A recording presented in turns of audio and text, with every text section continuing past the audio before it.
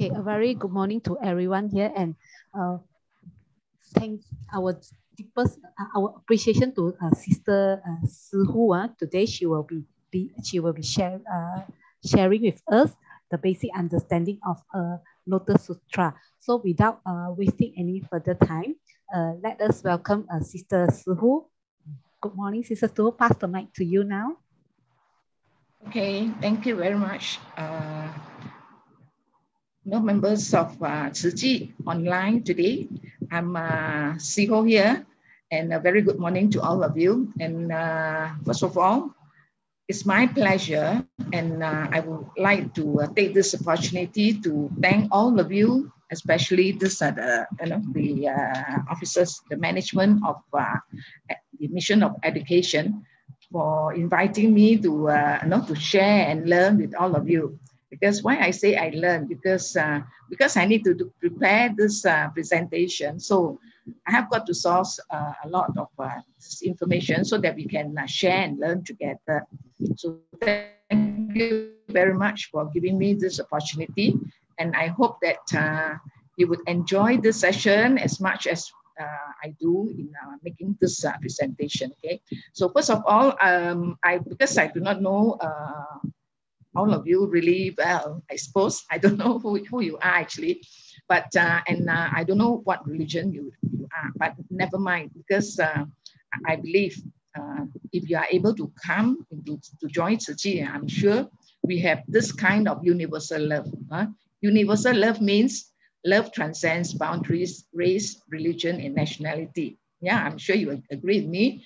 If along the presentation, the sharing, if you have any question, maybe we will go on this mutual conversation. Okay, I don't mind about that. And I can just pop up and say ask question. Okay. Now, first of all, the Lotus Sutra actually is one of the unique sutra. Actually, for myself also, I like it very much.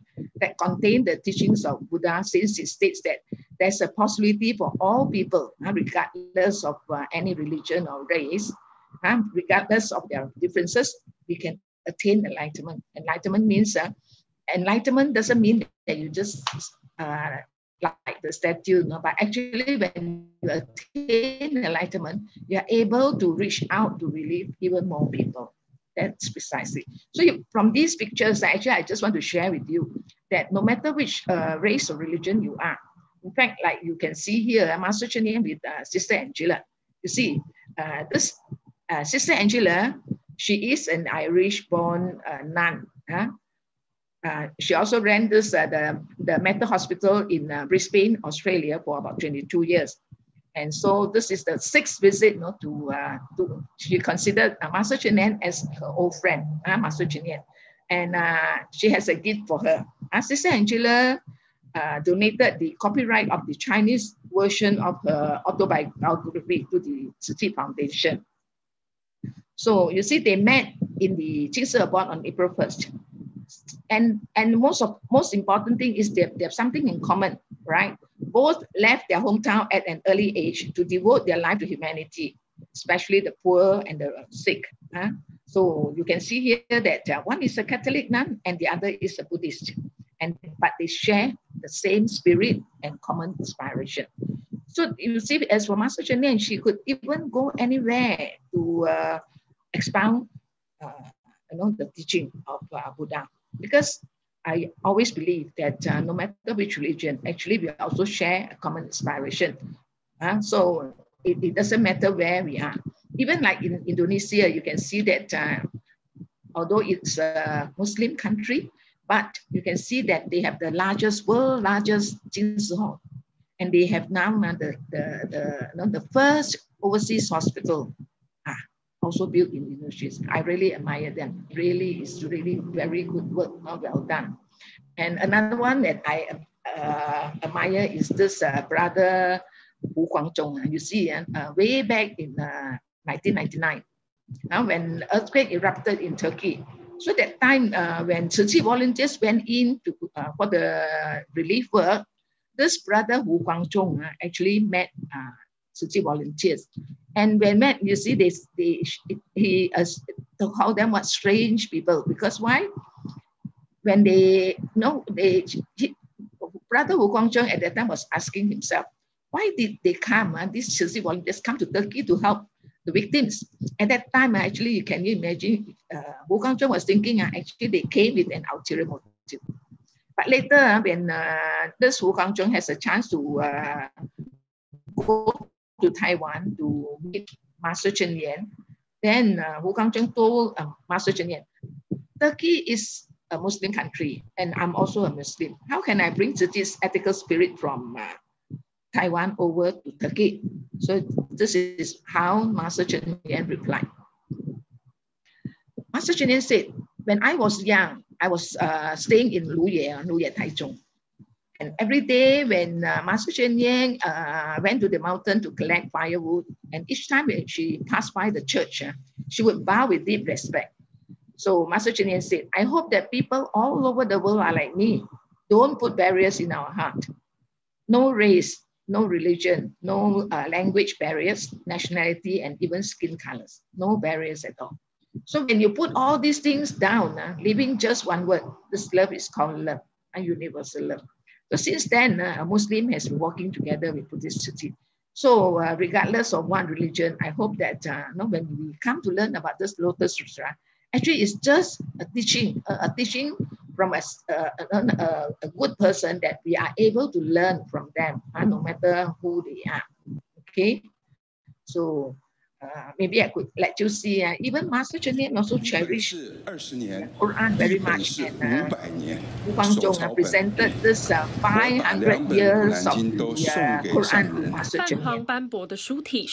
And really, Master Chen Yan also cherished it and asked people to really make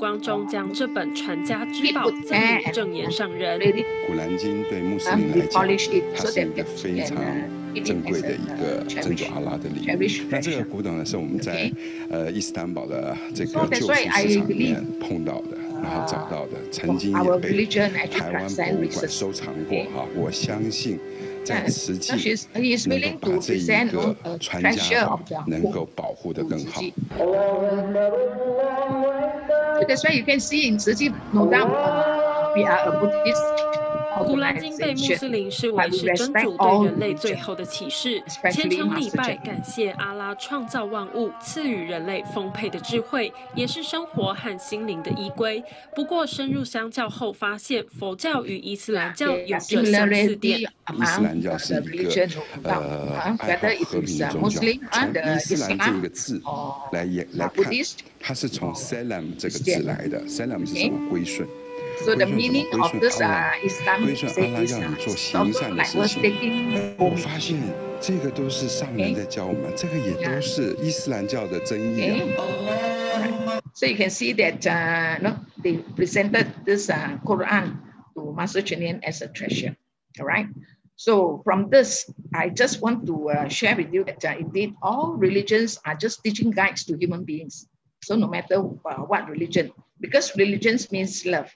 Okay, so now let's come to Buddhism, because today I'm going to share with you about Buddhism and the significance of this Lotus Sutra. All right, so you can see that because actually beginning I wanted to go directly into the explanation of this Lotus Sutra. I feel that as a beginner, maybe we should understand why Buddhism flourished until today, since Buddha was born 2,500 over years ago. Okay, so we have a little understanding of this first before we really go into Lotus Sutra. And I'm sure it may take maybe a few sessions to be able to share and learn with you about this Lotus Sutra, but never mind, we will go slowly. Then only you can understand, all right? Buddhism began as a personal response to human suffering, because at that time, this Sakyamuni Buddha, he was this Prince Chihata, an Indian prince, okay? So it was Sakyamuni's search for a way to free people from the inevitability of suffering that led to his enlightenment or awakening, all right? So you can see that when Buddha attained enlightenment under this the Bodhi tree, okay, according to the tradition, this awakening occurred when Sakyamuni was seated in meditation under this is the Bodhi tree, Pipal tree. He perceived clearly how all phenomena are ceaselessly changing within a complex web of mutual interrelationship. Okay, actually, this is a very broad spectrum that Sakyamuni Buddha has attained. So when Sakyamuni Buddha attained enlightenment, this is the first phrase that he mentioned. Marvelous, marvelous. All sentient beings on earth possess the excellent characteristic and wisdom of Buddha's nature, but only because they have deluded conceptualization, mistaken thoughts, and defiling attachment, so they are unable to attain realization. Actually, honestly, for us, human beings, lay people, actually we have this, the inner Buddha nature. This is what Buddha told us.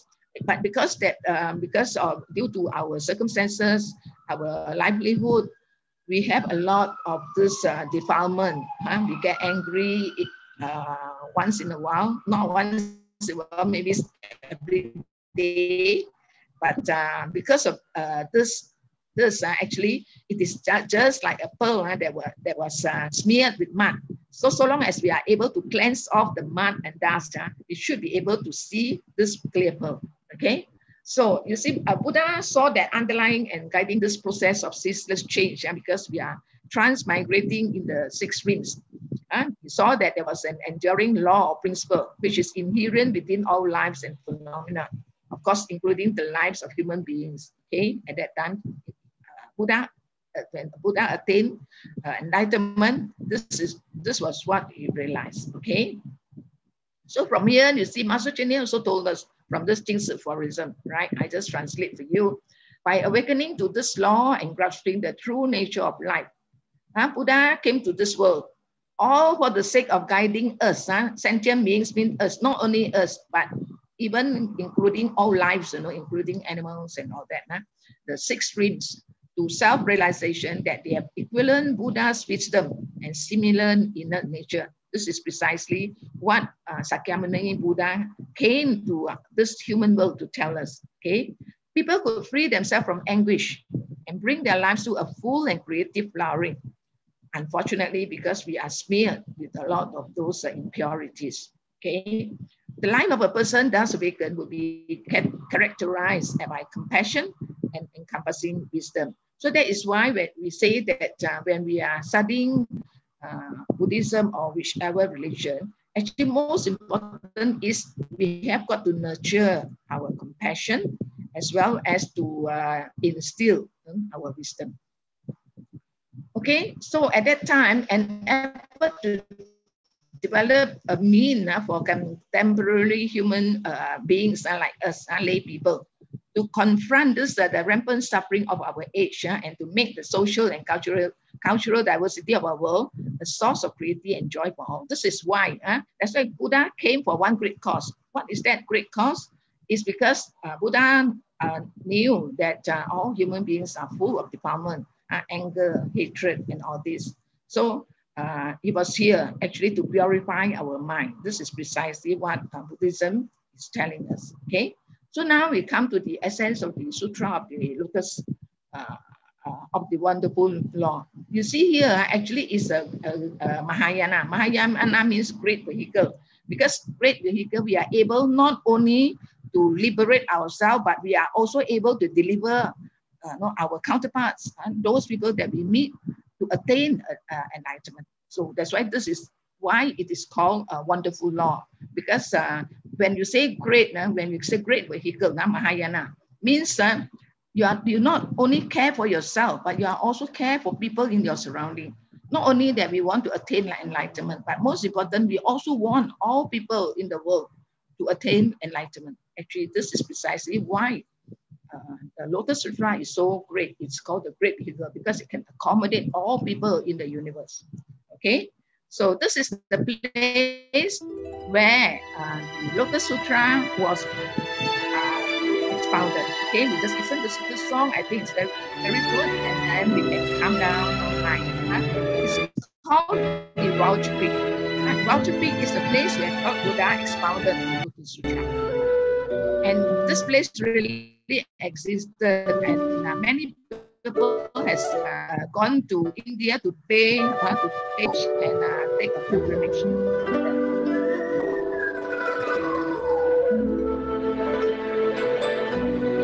So we just look at the place where Buddha expounded this Lotus Sutra. Why is it called voucher feet? Because you see there's it's like this the mouth, the word voucher. And the Lotus Sutra, they are altogether 28 chapters, 80 over 1,000 words.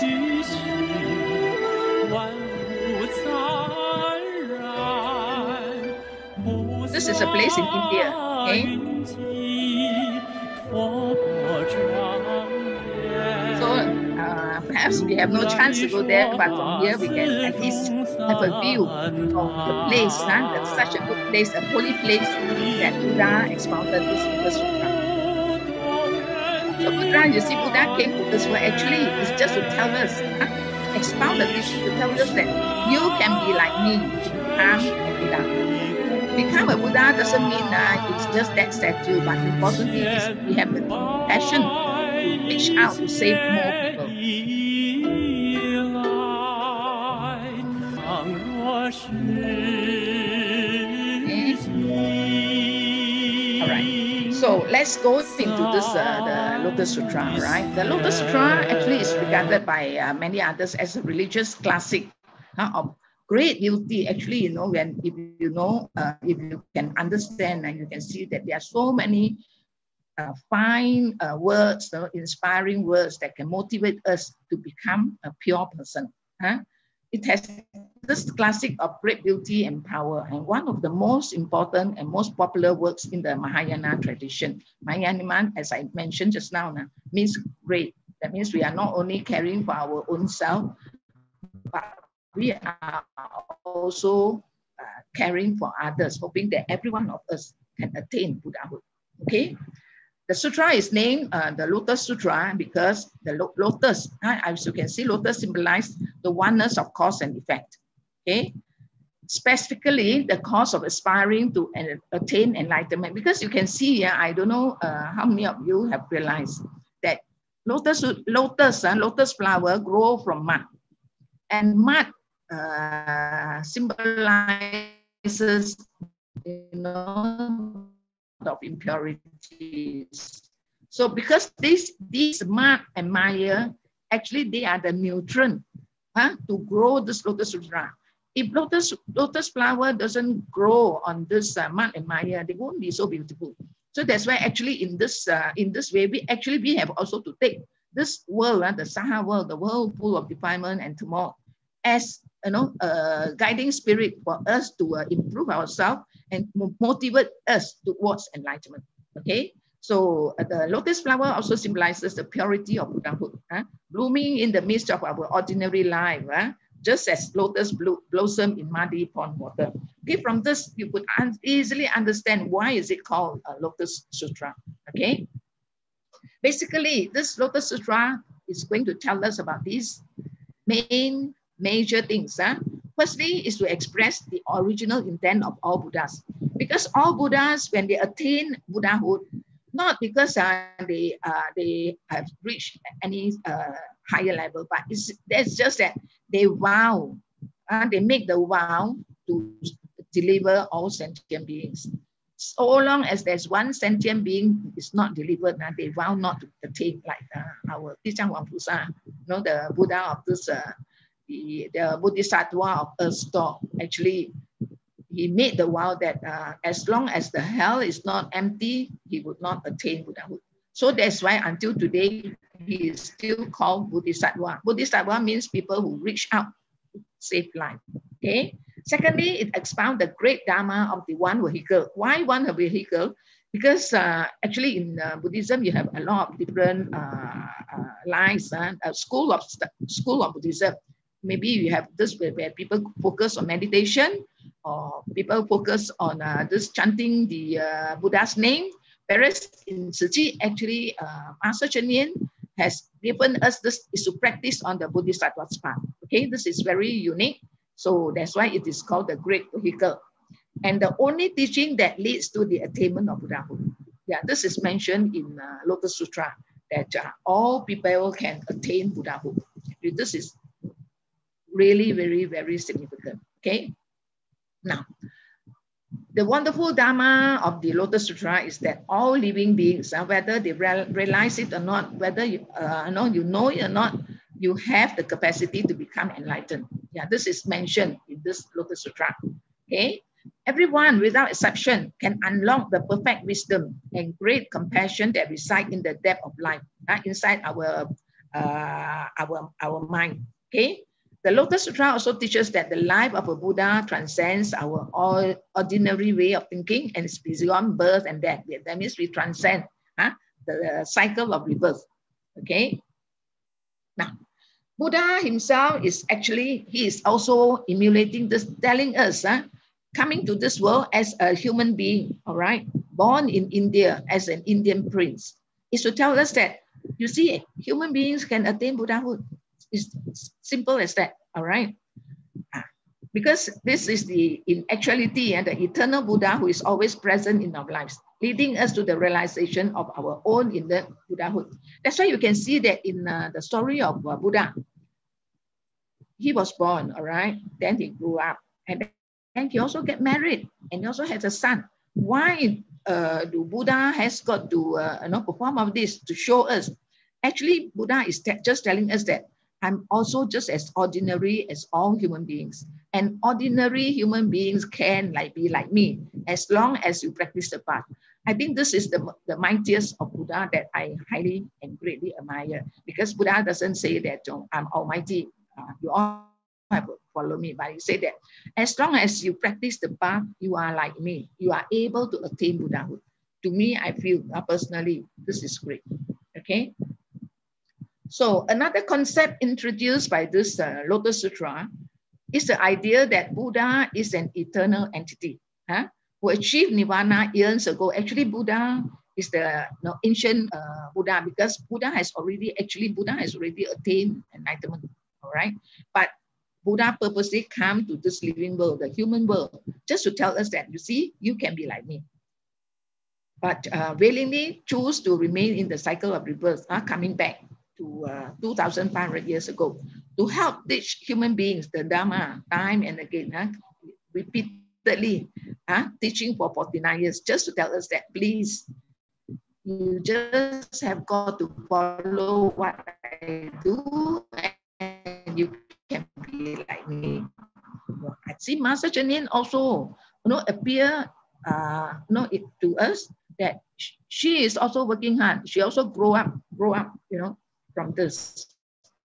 Okay, and then you can see that Buddha also revealed himself as the father of all beings. Later, when we grow into this the context of this the Lotus Sutra, you will see that every time Buddha explained to us that he's the father of so and so and so and so, and the loving care of just like a father. Words and the Lotus Sutra also indicate that. In fact, why it is say enter into extinction or nirvana, actually is you are free from all affliction, the precise meaning of that. That's why Buddha has got to appear as apparent physical death. That's why Buddha died after when Buddha was 80 years old. Actually, Buddha is still living. That Buddha continues to be real and to be capable of communicating with the world. Okay. Actually, from all these, it's just to tell us that human beings, you don't worry, you can also be like me. Okay. Now let's look at the three principles that I mentioned just now that dominates this Lotus Sutra. First of all vehicles are one vehicle. What does that mean? It means that in early passage, the Buddha tells the assembly that his earlier teachings were provisional. That's why he would say teaching us about the cause and effect, how to transcend the cycle of birth and death. But people at that time were not ready for his highest teaching. At the end of the 7 years, then only Buddha preached on this Lotus Sutra, just to tell us that, please, you can be like me, okay? And And he said, and he has to be brought to enlightenment by expedient means. Okay, but the lotus represents the final, the highest teaching, the skillful means, and supersedes all other teachings. That's why they compile all other school of teachings into one vehicle. That's why it's called great vehicle, Mahayana. Mahayana means great vehicle. Okay, so in particular, you can see that Buddha addressed the doctrine of Trayana, that means the three vehicles beginning. Lotus Sutra mentioned about this inside, the context mentioned. There are three vehicles. Very simply, this Trayana describes people who realize enlightenment by hearing Buddha's sermon. Okay, that is called Sanvarna, hearing, by hearing. People who realize enlightenment for themselves through their own effort, they will have meditation and all that, to realize the cycle of life and birth. And also, thirdly, is the part of the Bodhisattva. That means, but Buddha has compiled them into one great vehicle. But the Lotus Sutra says that the three vehicles are one vehicle, the Buddha vehicle, through which all beings become Buddhas. Okay, this is in Lotus Sutra. So Lotus Sutra is the compilation of all the teachings that Buddha has expounded over the past 42 years, because only in the last 7 years that Buddha expounded this. Okay, so the second significance is Buddha tells us that all beings may become Buddhas. Of course, why say may? Because you need to practice and spiritual cultivation. Then only you can do it. You see here, a theme expressed throughout the sutra, the Lotus Sutra, is that all beings may attain Buddhahood and attain Nirvana. Attain Nirvana means, as I say, extinguish all your afflictions, all your defilement. A significant point is that in the dialogues, the Buddha promises several women. That's why a lot of people actually they say that women cannot attain Buddhahood. But in Lotus Sutra, in fact, you see that an 8 years old dragon girl also attained Buddhahood. That they will attain Buddhahood without having to be reborn as men. Wow, this is something great for us, isn't it? to me. Okay. The Buddha is presented in the Lotus Sutra as Dhammakaya. That means this is the Dhamma body, the unity of all things and being, unmanifested, beyond existence or non-existence, unbound by time and space. That's why he can manifest anywhere. That's why it's called this the Dhamma body. Because the Dhammakaya is all beings. All beings have the potential to awaken to their true nature, attain Buddhahood. Okay, this is precisely written in the Lotus Sutra that all beings, that's why I like Lotus Sutra very much, because it's telling me that I can also become Buddha. Okay, now the third important is, the significance is the importance of faith and devotion. Okay, Buddhahood may not be attained through intellect alone. In fact, the Mahayana, the great vehicle view, is that absolute teaching cannot be expressed in words or understood by ordinary cognition. But the Lotus Sutra stresses the importance of faith. Xing Yuan Xing in Buddhism is very important. Xing means your faith. Yuan means your vow that you want to learn from this. Xing means practice. Okay, you have got to have these three things: faith and devotion. As means to realization or make more accessible to lay people. Well, that's great, isn't it? We do not spend our lives in ascetic monastic practice. Actually, any one of us, so long as you are able or willing to learn the truth along this path, you should be able. Okay, and you can say that actually this is written in the Lotus Sutra. I remember it's in chapter 27, okay? To be born as human beings is hard to believe in this. It is even more like us, you and me. We are human beings, right? Only human beings can practice spiritual cultivation. This was what I was told. I believe in that. Okay, and also it is a rare chance to be able to listen to these good teachings, be it Christianity, Islam, or whatever, or Buddhist.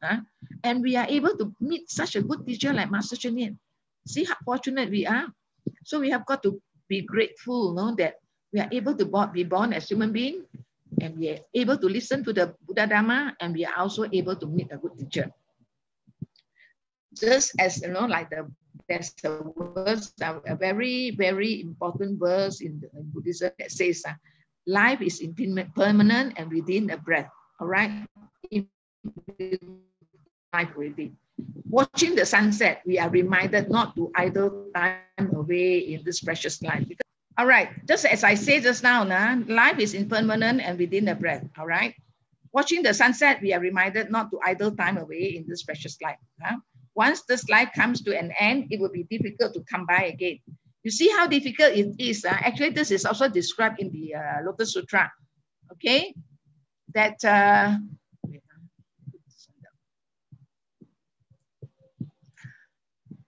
today, we have such a good opportunity to be born as human. We are also lucky to have the chance to meet and learn the Dharma together. We should not waste this good opportunity to be a human and harm oneself and the others. Actually, how difficult it is to be born as human being, do you know? It is like this turtle, a blind turtle, emerging from the sea water once in every 100 years, and then this blind turtle is able to poke his head through this hole, the hole of this the rack. It's just so difficult. No? The head happened to go through this hole on the rotten plank wood. It is so difficult. All right. So we have got to cherish. All right. This is precisely what I'm going to share with you. But okay, I think in Tzu Chi, we also must understand why Master Chuen Yen has such a good affinity with Lotus Sutra. Let's see. From here, we must learn about this. Then when you go into Lotus Sutra, you will be able to appreciate such great teaching of Buddha. Okay, so you can see that in Tzu Chi, Tzu Chi's Dharma path stresses on practicing Buddha's teaching in our daily life. Actually, this is what Master Chuen Yen is telling us. Okay, what Tzu Chi people has carried out in line with the 4 major missions. I'm sure you know about our 4 major missions and the Eightfold Path: charity, medicine, education, culture, and then of course we have this bone marrow transplant, international relief, voluntary community volunteerism, and also this recycling work. Master Chuen Yen really followed that and paved the way for us according to the teaching of the Lotus Sutra. All right. So let's learn something about Master Chuen Yen. Why she has such a great flaw, a favor for this Lotus Sutra. Okay, we go back into history of Master Chuen Yen. So when Master Chuen Yen left home in 1961, she bought the 7th fascicle of the Lotus Sutra. At that time, because she went to a temple, and so happened that they are going to sell off this Lotus Sutra, a rich, wealthy family. Because they don't, maybe the younger generation, they don't cherish this Lotus Sutra. So they want to sell. The moment Master Chuen Yen heard about Lotus Sutra, she was so, made of wood, and then Master Chuen Yen truly cherished it. So Master Chuen Yen said, when I renounce this, I don't understand why I have special liking for the Lotus Sutra. Just listening to the name of Lotus Sutra made me feel very happy. This was what Master Chuen Yen said. And then in temple, found the volume of Lotus Sutra. The antiques businessman was going to take away. So he came to find out from the Reverend Master whether he's willing to buy up. Otherwise, the antique businessman would take away. So it so happened that Master Chuen Yen was there. So he said, Lotus Sutra, please don't let the antiques business take away. I want to keep it. Okay, so then Master Chuen Yen bought.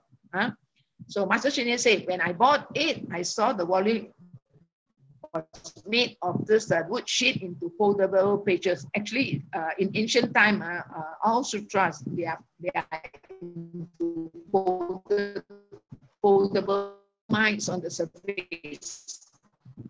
Really, the sutra is of last time. If you don't put under sun, and it will be very damp, yellowish in color, and almost wrongly pacified.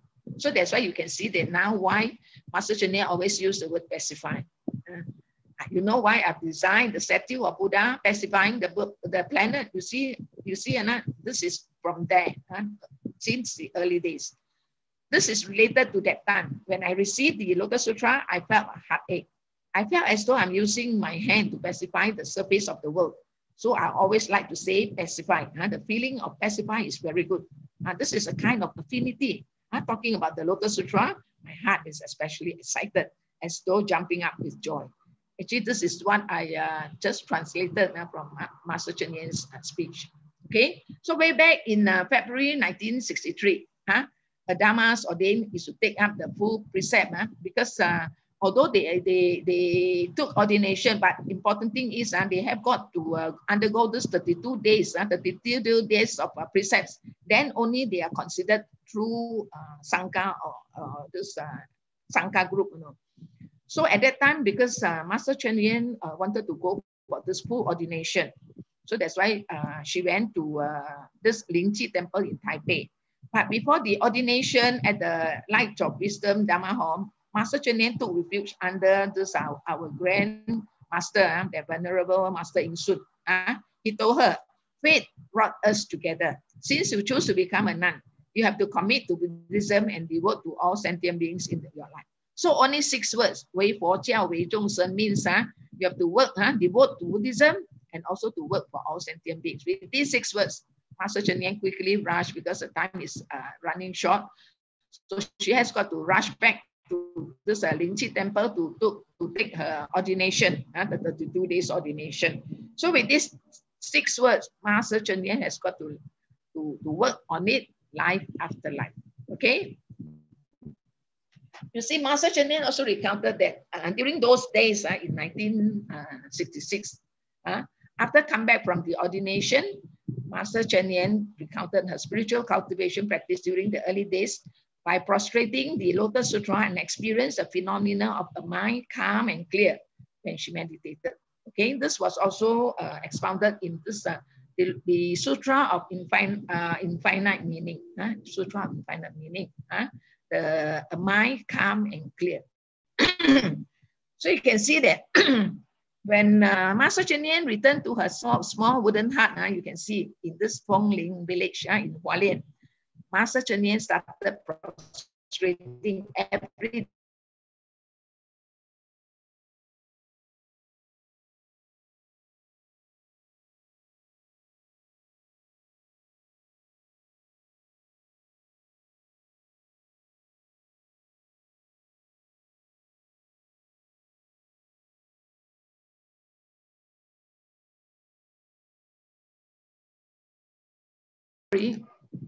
can see, and so actually this is very true. No, way back in no, I think in 1997 when I went back to Taiwan, I even heard personally from Master Cheng Yen. She was sharing about this, that when she recited the Lotus Sutra every day, prostrating to Lotus Sutra, and then write out this. She could see that her rooftop glow with lights, like fluorescent lamp shooting upright from the rooftop towards the sky. There was also a few rays of light slanting across the rooftop. And this was written in this the Daily Journal 2003, winter page 331 to 332. I just copy from there and translate, just to let you know, okay? All right. So you can see in this small wooden hut, Master Cheng Yen had herself at that time before she founded this Tzu. All right, that time before she founded. Okay, then she was reciting, copying, and prostrating to the Lotus Sutra word by word. You see how it's over 80,000 words. You know, every man burning her arms as incense offering to Buddha, because Master Cheng Yen has no money to buy joystick. So just using this the incense, a small tiny incense to burn on her arms. Though she felt the pain, but with a pious mind, there was still bliss of Dhamma joy in the heart. Okay. Then every month, after copying 1 volume of the Lotus Sutra, she made dedication of the merits to all sentient beings on the 24th day of the lunar calendar. So that's why you can see that, especially on the 24th day of the lunar calendar every month, her small wooden heart often glowed brightly on this auspicious 24th day, especially at 1 a.m. midnight. Even if the lights inside the hut was switched off, yet the small wooden hut was glowing brightly. In fact, many people see and they thought the Master Cheng Yen's wooden hut was haunted at that time. I heard personally from Master Cheng Yen, she was sharing with us. Had the small wooden hut lighted up. Staying in the small wooden hut, Master Cheng Yen got up at about 1 a.m. in the early dawn every day and prostrate piously to the Lotus Sutra. Recite, copy, and study the Lotus Sutra. Okay. Miraculously, there were people who observed that every month there's a day, especially on this lunar 24th, the small wooden hut would glow with lights. The ray of lights were sometimes slanting across, sometimes straight up. So Mr. Huang is the chief superintendent requesting. So because the people, the aborigines there, and they were so frightened. So they go and approach the police station and say that there's a haunted house there. So this chief superintendent requested Master Cheng Yen to switch off all the lights and come out from the hut. Then he requested someone to go up to the hilltop to watch again. Yet the glow of light still remained. And this is not false claim, it's written in our daily journal, year 2006 summer, page 347 to 348. It's just that I just translate for all of you. Then you can see that prostrating the Lotus Sutra piously perceived the phenomenon of the Dharma assembly at Baljaplik. Really, Master Cheng Yen were there, We were those attendings who never left the Dharma assembly. That's why you and I, we are so fortunate to be able to meet Master Cheng Yen today. Is because Master Cheng Yen said, actually when I went back to China, Taiwan, I also heard Master Cheng Yen said, no, I try all my best to find all of you, each one of you, to come back. So please don't get yourself lost again. So this word always keep in my mind. Master Cheng Yen kindly advised, formerly when I stayed alone in the small wooden hut and practicing this spiritual cultivation on my own by prostrating the Lotus Sutra, there was once when Master Cheng Yen prostrated, suddenly the surrounding phenomena has a ray of very bright and very soothing light inside the hut, just like the full moon on the 15th day of the lunar 8th month, bright and soft. The phenomena kept appearing. So Master Cheng Yen at that time he saw one, Venerable Ananda. Venerable Ananda was the follower, the devotee who was attached to Buddha and taking care as like the secretary to Buddha. Okay, and Master Cheng Yen also saw all this Venerable Kashyapa, Of course, Master Cheng Yen said this is just a phenomenon of the Lotus Sutra assembly that could only be felt with true pious mind. Then Master Cheng Yen was really full of joy, full of Dharma joy. Although Master Cheng Yen at that time also said, of course she has got to say, of course this is just a phenomenon. But actually it is true that she saw herself such kind of phenomenon. Okay, such kind of phenomena is not false, Master Cheng Yen said. Also not fictitious or imagination. We must train our mind to treat people, affairs, and any circumstances with selflessness and pure mind. So then only such kind of phenomena would appear, all right? Chanting or prostrating is also a pure and selfless thought of piousness.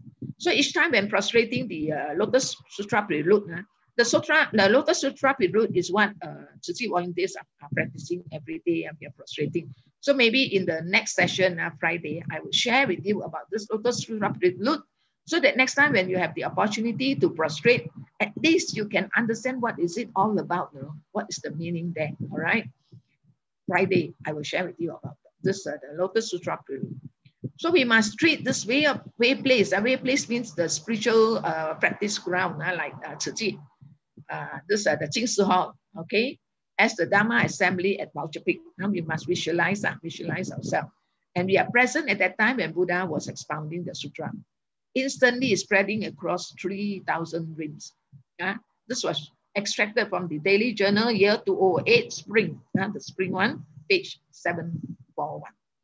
That's why actually I don't just simply quote from anywhere, but I have extract from these books, just that I translate for all of you. Okay. So Master Cheng Yen kindly advises, Tzu Chi is actually a way place of spiritual cultivation. All right. Because a lot of people, when they mention about Tzu Chi, they will say what? Oh, it's a charity organization. But from the very, very beginning, when I first joined Tzu Chi way back in 1995, so can you imagine how many years I've been in Tzu Chi? 1995 until now, okay? That time when I first went back to Jing Si Abode, I already feel, after I will share with you what I feel when I was in Jing Si Abode in Taiwan, Hualien, okay? Everyone must uphold a pure and untainted mind, okay? The purpose of enhancement retreat, like what we have every now and then, is to go into deep contemplation. Deep contemplation doesn't mean on meditation alone, but it's deep thought, is to reflect on our own self. And that is making self-reflection, okay? Reorganize our living habits, which was originally undisciplined, so as to rejuvenate our innate nature. This innate nature means our Buddha nature, okay? Spiritual cultivation is actually self-cultivation to nurture good habits, in reverting to the innate pure nature of human beings, the innate pure nature, the Buddha nature that we have, that is inside our mind, okay? So you see, Master Cheng Yen combines her words and verses with the wondrous passages and meaning of the Lotus Sutra. So I would encourage you, actually you can also go to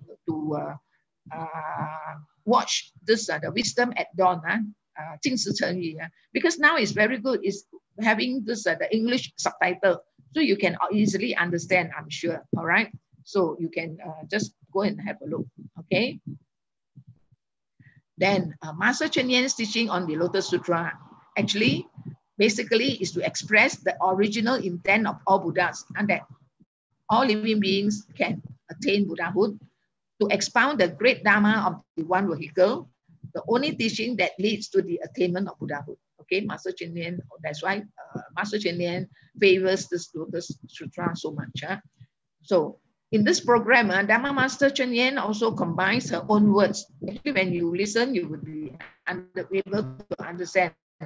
And verses with the wondrous passages, meaning of the Lotus Sutra. So it's easy because actually one thing good in Tzu Chi is that when Master Cheng Yen expound the sutra, you could see that a lot of scenes anywhere in the world would appear. Actually, I also heard from one Dharma master from other temples. They say that, do you realize? Then only I really realized that.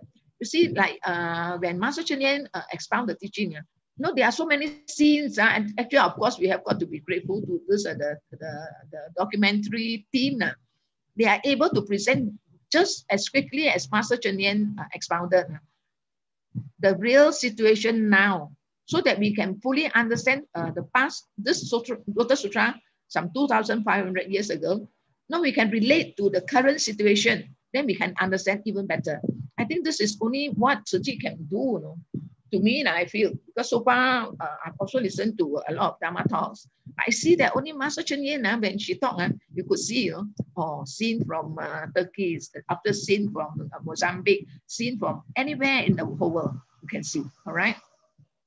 She presents classic commentaries from different schools, along with real life, the present life, what we could see and what we experience now. Okay. From what we have gone through, and then no doubt we don't go to all over the world, but I think through Master Cheng Yen's talk, Master Cheng Yen is bringing us to worldwide to see for ourselves how poverty happens. And when we see coming upon poverty, make us realize how fortunate we are to be able to live in a peaceful country. All right. So in this way, Master Cheng Yen provides teachings suitable for the modern days Bodhisattva like us. The Bodhisattva practitioner, helping us to realize the Buddha Dharma in our daily living. Actually, through these scenes, we are able to realize, and we can relate what Lotus Sutra is telling us, and also the actual situation, life situation now. Okay, so actually, when we study the Lotus Sutra, we are only to emulate the great compassion of Buddha. As what Master Cheng Yen gives us. We have to uphold Buddha's compassion as not our compassion. Acquire wisdom from the Buddha Dharma, all right? And then learn the self-discipline of Reverend Masters. Because Master Cheng Yen is our role models that we can learn from her, all right? And Jingsi disciple, we are the Jingsi disciples, okay? In upholding Buddha's compassion and Master's inspiration, if Huah为己心, is 视智为己智, Master Cheng Yen as our own. That means we are practicing the Bodhisattva's path by going among the people. We've got to go to the people, help the people, and from this we learn. We learn from actual doing. I think this is more important than you just recite the sutra.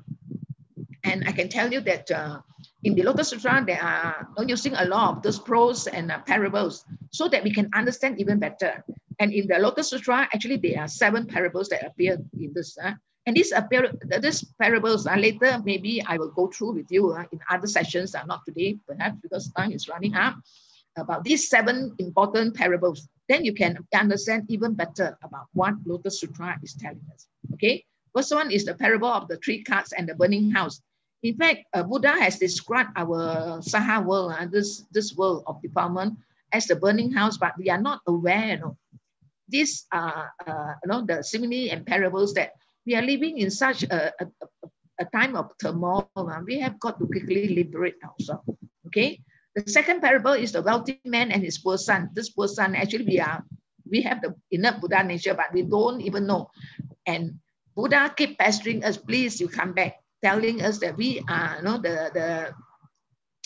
the generations of the wealthy people that we can inherit. We can have unveil our Buddha nature. And this is in chapter 4, belief and understanding. Then the third one is the parable of the 3 kinds of medicinal herbs, telling us that actually the sutra is like herbs, medicinal herbs that can heal us, can cure us. Also, this is a parable to tell us that why Lotus Sutra, study Lotus Sutra is so important.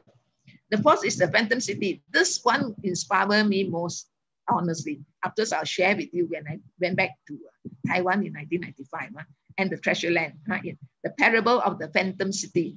Okay, I can tell you way back in this was in 1995 when I first went back to Taiwan, and I have the opportunity to join Master Cheng Yen on her trip.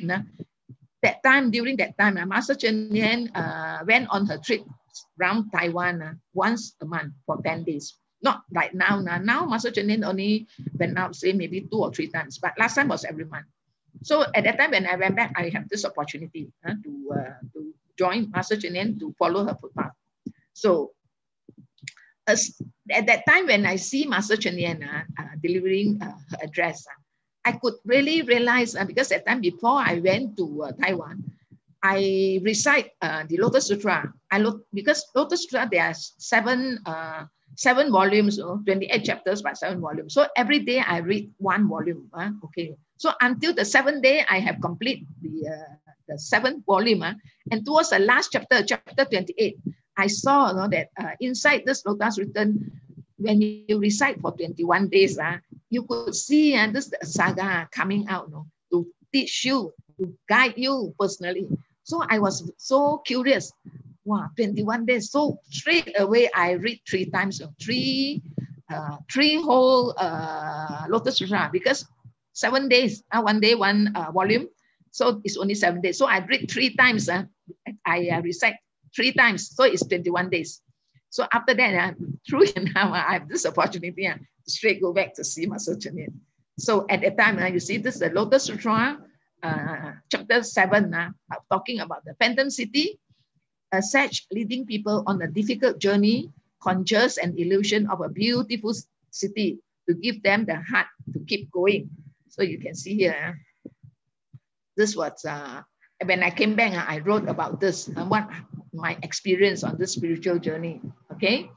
Then you can see that why I say it's like a phantom city, because our 4 missions are like the phantom city where we can go in and nourish ourselves, the 4 missions, okay?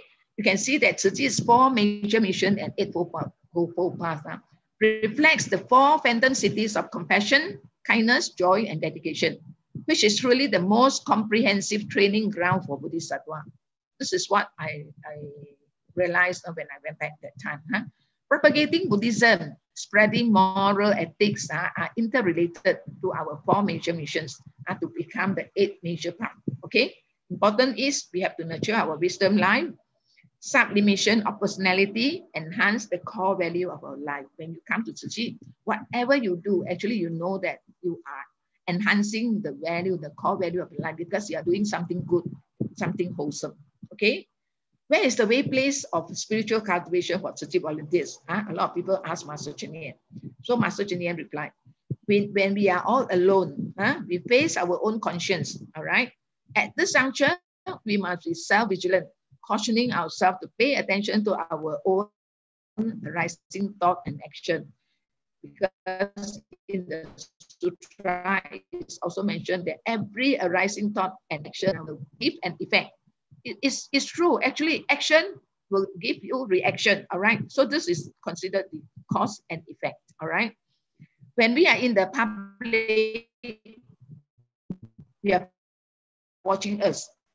All fingers are pointing at us.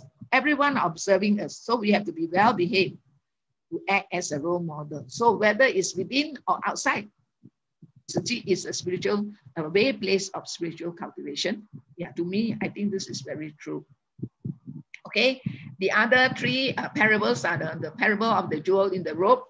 This we will explain later. Then also they have the parable of the bright jewel in the top knot. Wow, this is pretty interesting. And then the parable of the skilled physician and his 6 children. That's why you can see Buddha treat us like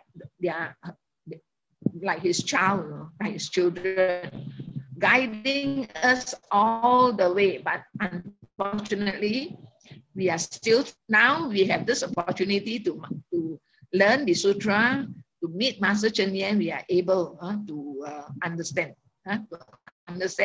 and at least we can improve on our well-being. Okay, so you can see that the related are mentioned by Buddha himself, and the second and the 5th parable by his disciple. The second parable is told by the 4 great voice hearers. These are the major and the top disciples of Buddha. Or the 5th parable is shared by the 500 arahants. Okay, this I think we will explain later, not today, because we don't have enough time. So Master Cheng Yen told us, I'm not worried that you all are growing old, but worried that your wisdom life deteriorates. So that's why Master Cheng Yen always pester us and keep telling us that how we should behave and how we should practice. Okay, with that, I would like to thank you all very much for giving me this opportunity. This is precisely I would like to share with you about the whole of Buddhism, how Buddha come to this world, and why Buddha come to this world, and why this Lotus Sutra is so important to us, especially we are learning under the guidance of Master Cheng Yen. Okay, thank you very much. And if you have any questions, you may raise. If not, then I don't know whether this Sister Li Huah, you have anything to say or not? Okay, first of all, we thank you, Sister Huah, for her sharing today. I think it gives us a great insight to what is the Lotus Sutra, especially for our fellow colleagues who are non-Chinese, and even more for myself. I think this is the first time I really dive deep inside to understand the basic, the basic understanding. So I think thank you so much, Sister Suhu, for sharing with us, and then for providing us with the information.